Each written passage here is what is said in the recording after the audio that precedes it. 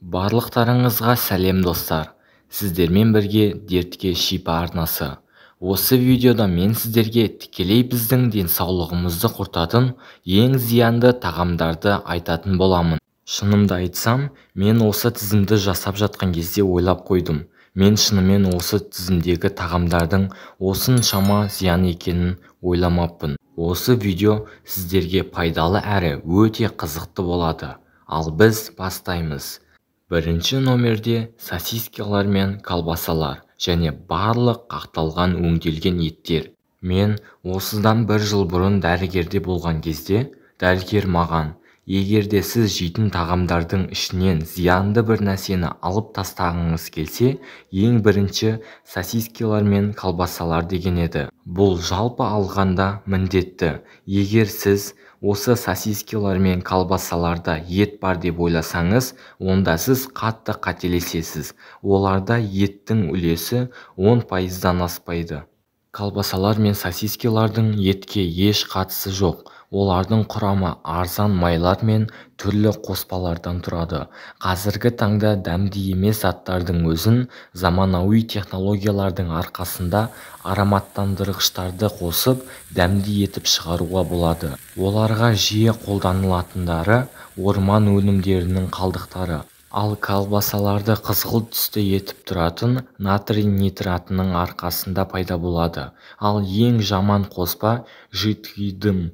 Ол көбінесе копченый колбасаларда қосылады. Бұрындары копченый колбасаны шынайы копчить етіп жасайтын. Ал қазір оны ешкім олай жасамайды. Жидкий дымның үлкен мөлшерін қосып жібере салса болғаны, копченый колбаса дайын. Бірақ Европада жидкий дымды қолдануға тыйым салынады. Өйткені ол мықты консервант және де рак ауруына алып келеді. Тәтті сусындар. Бұлар сусынды сироптар болып келеді. Құрамында сироп бар, бірақ ол сұйық әрі лимонад деп аталады. 1 литр Кока-колада 25 литр қасық қант бар. Ол сусындар шөлді баспайды, керісінше одан да қатты шөлдетеді. Мен де бұл сусындарды жақсы көремін. Бұл сусындардан бас тарта аламын деп ойлаймын. Себебі осы видеодан кейін бұл сусындардың қандай зиян екенін түсіндірдім. Сіздер де түсіндіңіздер деген ойдамын. Егер осындай көп тәтті сусын іше беретін болсаңыз, онда сіздің денеңізден кальций шығарылатын болады. Ал ол балалар мен ересектерге өте зиян. Өйткені балалардың сүйектері енді қалыптасып келе жатқанда кальций жетіспеуі аяқ-қол қысқаруына алып келеді. Ал ересектерде тістерінің барлығының түсіп қалуына, жүрек қан-тамыр жұмысының нашарлауына алып келеді. Чипсы және фри. Кез келген чипсыдың сыртында натрий глутамат және фосфат натрий сияқты көптеген қоспалар қосылған. Олардың барлығын жеуге болмайды және ол ыстық термомайда пісірілгендіктен семіздікке алып келеді. Консервілер. Кез келген консервілер бұл пайдалы өнім емес. Барлық диетологтар сіздің өміріңізде консервілердің қаншалықты аз болса, соншалықты өміріңіз сапалырақ болады деп айтады. Әсіресе консерві сатып алғанда қант бар ма, жоқ па, соған назар аударыңыз. Көп консервілерде қант бар. Егер қант консервілерде болса, онда ол жасушалардың дисплазмасына алып келеді. Тұз. Тұзды бекерге ақ өлім деп атамайды.